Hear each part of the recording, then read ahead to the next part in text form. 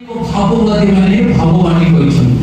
యేసుక్రీస్తు ప్రభువారి యొక్క జన్మదినము కోసము ప్రవక్తలు ప్రవచించి ఉన్నారు। ఇస్రాయేల్ 7 పర్వ 14 పద యెషయా 7 అధ్యాయము 14 వచనం ఇస్రాయేల్ భావవాది